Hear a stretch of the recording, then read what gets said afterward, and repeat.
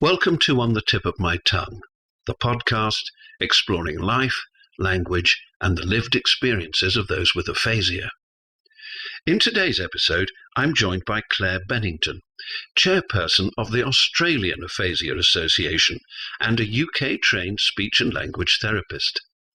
Claire brings decades of expertise working with adults facing aphasia and difficulties with swallowing across both the UK and Australia. We'll be talking about her journey, her leadership with the Australian Aphasia Association since 2018, and her exciting PhD project, co-designing a unified international aphasia awareness campaign. We'll also hear about the association's activities and their latest Just Giving campaign supporting global awareness. Stay with us as we dive into Claire's story, the impact of aphasia worldwide, and how you can get involved in this vital cause. Hi, and welcome everybody, and we hope you enjoy this podcast called On the Tip of My Tongue. Now, I'm Rob Edwards. And I'm Jonathan Hirons. And this podcast is a follow-up to a film which Jonathan made about aphasia. So, what is aphasia? Well, it's a condition caused by some kind of injury to the brain, which is often, could be a stroke, or could be just falling off a bike. And it affects your ability to use language in all its forms. Speaking, writing, reading, sending text, whatever. 350,000 people in the UK suffer from a debilitating condition called aphasia. Fewer than half this number suffer from Parkinson's, and yet most people have heard of Parkinson's, whilst almost nobody has heard of aphasia. So welcome, Claire. Thanks for coming on the Tip of My Tongue podcast. It's great to have you with us. Before we sort of get into the meat of things, perhaps you can tell me a bit about yourself. Well, thank you for having me, Jonathan. It's really great to be here. So I'm Claire Bennington. I'm a UK-trained speech and language therapist, but I've been in Australia since the beginning of 2006. And that means I've got over 30 years experience working with adults with acquired communication and swallowing problems in a range of clinical settings in both the UK and Australia. Currently, I'm the chairperson of the Australian Aphasia Association, and I recently completed my PhD through the University of Queensland, which was all about aphasia awareness and had the ultimate aim of co-designing a unified international aphasia awareness campaign. So, I mean, it sounds you've got a lot on your plate. You're an academic now, or do you work with patients as well? Well, I didn't return to my clinical job last year after I submitted my thesis. I had taken some long service leave to finish writing that. And that was really because I wanted to see the work that I'd been doing in my PhD through. So that was a difficult decision, and I didn't really know what the future was going to hold. But now I'm trying to follow through with the PhD work. So what about your involvement with the Aphasia Association in Australia? What's your role? So you're a chairperson, aren't you? I am the chairperson currently. I've had a few roles in my time with the AAA. I first joined the board back in 2018. I was a general board member for a while, and then the secretary for about a year, and then the deputy chair for 3 years. I've also been involved in quite a few committees for the AAA, a fundraising committee, a grant writing committee, and the 2020 and then 2021 conference committee. But I first got involved with them when I very first came to Australia. I looked them up because I needed to know what services were available to the people with aphasia I was working with here in Australia. I didn't have that information at my fingertips, being new to the country. And so it was a AAA that I turned to for that information. Right. And how many people actually have aphasia in Australia? In Australia, we estimate about 140,000 Right. people with aphasia. Yeah. Yes. And obviously, it's a big country, that Australia. So, how does that work as an association? How do you cope with that Yes. at distance? The Australian Aphasia Association is the national peak body for people living with aphasia in Australia, but there are some state associations as well that can provide more local support. The Australian Aphasia Association is run entirely by volunteers, and so our board are spread across many states. So when we have our board meetings, they're all on Zoom. We have people from Western Australia, people in Victoria, people in New South Wales, in the ACT, in Queensland. So we're very spread. We don't see each other face to face that often, but when we do, it's pretty special. And so we've got one of our national conferences coming up later this year. And so that will be a great opportunity for us all to get together. And what about the fundraising? Obviously, that's quite difficult done at distance, I suppose. Or is it? I know, maybe it's easier in some ways because you're used to, used to having Zoom. So how does the fundraising work for you? Fundraising is a challenge. It is a challenge. Yeah. We have different ways of raising income. Some of that is through memberships with the association. Some of it is through applying for grants for specific projects, for example, aphasia camps. Some of it is through our online shop, so selling a few resources. But our main and most successful fundraising has been through events, and we have a series of long lunches to raise awareness of aphasia and also raise some funds. So we've had a few over the years up in Queensland, but this year is the Australian Aphasia Association's 25th anniversary. And so we're going to cast the net wider and have events in Melbourne and in Sydney, possibly even in Canberra, as well as Brisbane this year. Right. So that's exciting. It's hard work, isn't it? Getting people interested in what's a difficult subject, isn't it? Yeah. And in the UK, we have the same problem: is getting people connected with what we're trying to do and actually understanding what's going on. I'm sure everybody says this. It's the hardest thing to get people to understand what aphasia actually is. And trying to reach that broader audience as well, beyond the people who are already involved and who are trying to spread the word. Because it's a bubble, isn't it? In some ways, you've got, as you say, there are people who've got it, people who, they're people who, family members, etc., etc., and people like yourselves doing the hard work at the front.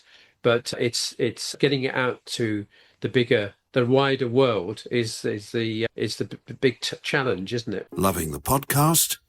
Subscribe for more episodes and support the journey. Your donations help keep the show thriving.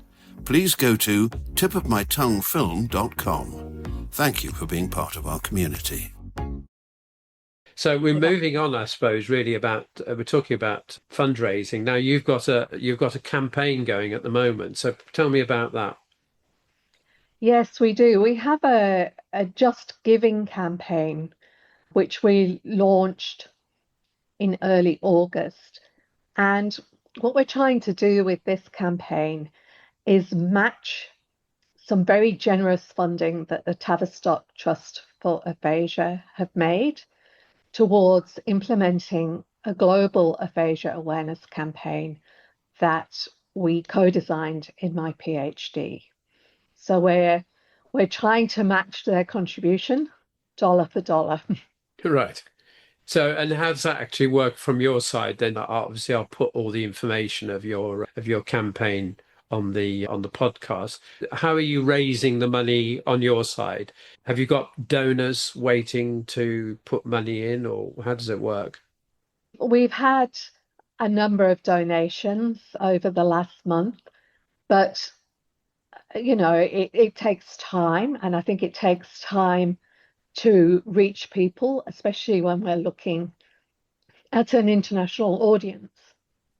So we have had communications go out through email and various social media channels, but they need to be reposted and we need to sort of keep that momentum going. And Right. that becomes more of a challenge if you're needing to do that in different languages as well. So you've got people different parts of the world doing what you're doing in their country. Is that the idea? Yes, that's what we're aiming for, but we do really need people to drive it in other countries as well. So we have got people who have put the word out there, but as I say, it possibly needs some help to keep the momentum going. Right. With this funding that we're trying to raise is use it to develop the campaign assets, which will be a suite of downloadable digital campaign materials. So that includes animated videos and infographics, but we want them to be in as many languages as possible, because what we're wanting to do is try to be launching the same message about aphasia at the same time everywhere that we can. Sure. The campaign that we designed is specifically targeting the general public. So there were many audiences that we could have pitched it at, but this is a public campaign because they're often the hardest audience to reach. Because there's so many other things That's right. going on at the same time. And that's the hardest job of all, really, to get the public to Yeah. understand what's going on. I'm sure you'll get it, because what the idea is great, I think, in my opinion. And the more people understand what's going on with aphasia, the better. And well, as I say, we're all trying to do our bit here, but you've put it all, what you've managed to do is to put it all together into one sort of place cohesively. That's a Yeah, good word very, for very somewhere good. with Yeah. aphasia, isn't it?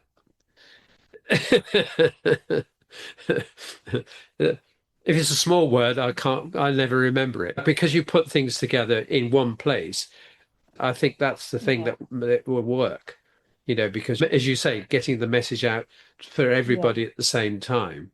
And language is another problem. Just going back on what you were just saying. Language, we're all obviously we work in English, but there are other languages, aren't there? And with people Yes, with of course. aphasia in other That's right. And languages. I think lots do happen in English, and our Yes. co-design Yeah. team had people from non-English speaking countries such as Switzerland and Denmark, and we had people from Cyprus and India involved in the co-design. And they talked about how it's often difficult for them to adapt English resources their campaigns, reach as many people as we possibly can with this campaign. And so once we have the campaign materials, the plan put the awareness campaign into action does mean that we need to translate those campaign materials into as many languages as we can. And we want to have campaign champions in different countries to help distribute those materials, but also give us some feedback as to how far the campaign has reached. And we will want to have a launch date and a lead up to that launch so that everybody knows it's happening and can actually be ready and get the message out. Are you thinking about a web page or a website for specifically for the resources that you're talking about? Is that We've had organisations agree to partner with us on this project, which is really important, and the collaboration of aphasia trialists is one of those organisations who have offered to help with translating the campaign materials and helping us to identify campaign champions.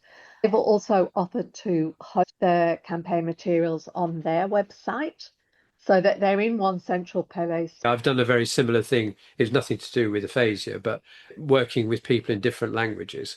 And it's obviously very hard, but that's exactly how we did it. We had people locally doing the translation, and they used to do the pages as well, the website pages in their language, so that you could pick on a language and then you get that page rather than the English page. You get the German page or whatever it might be, and that worked quite well actually.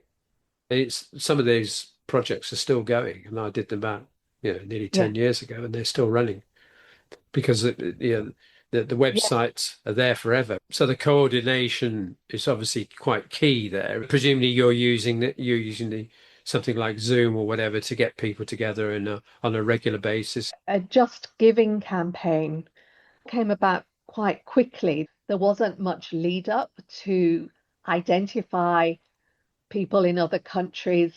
A number of people have translated the campaign summary in different languages so that it can be treated more broadly, and that's been a big help. It's quite difficult for me to know just how often those posts might be going out. It's hard work, I know, I realise that. But obviously everything comes back to you. Whatever happens in whichever country, the campaign returns to you. Obviously we can see them if people give their details, we have an idea where they're donating from. Some people choose to put a message, which is helpful, and it really, and not just donate, but perhaps, as I say, keep it and keep sharing the links, keep our codes, and possibly even running some fundraising events to help generate some funds. Maybe that's the thing. When you can actually get people in front of you, it's a lot easier to tell people what you're aiming for if you can do it face to face, or at least in an event. So obviously this must be quite rewarding for you, because you put your normal job on hold to do this. It's quite a lot for someone to do. But how do you feel about that? I feel very strongly about. I obviously have a passion to try to do something about aphasia awareness. It frustrated me throughout my clinical career, and it's frustrated me in my time on the AAA board, where raising awareness is one of our core purposes, but it can be difficult to do, and it requires time and effort and resources, all of which are in short supply for an organisation that's run entirely by volunteers. This is something I feel strongly about. When I first saw the PhD opportunity, I knew immediately that I wanted to be involved, not really because I wanted the PhD, but because I wanted to try to do something about aphasia awareness. So now that we've completed the research studies, I almost feel like the work is just beginning, but I do want to see that through. So is there any time limit to the actual campaign? It sounds to me like it's something that can't happen in, a month or whatever, because of the number of people you've got involved in different countries, etc. Have you got some time scales in mind? Trusts have not put excess to raise these funds. They suggest touching base again next June, with work on sooner rather than later. So we'd like to try to raise the funds before then, but we do realise that it's going to take time. I would imagine that to take stock again at the end of this year, we have quite a few events coming up towards the end of the year, which we're hoping will help with this campaign.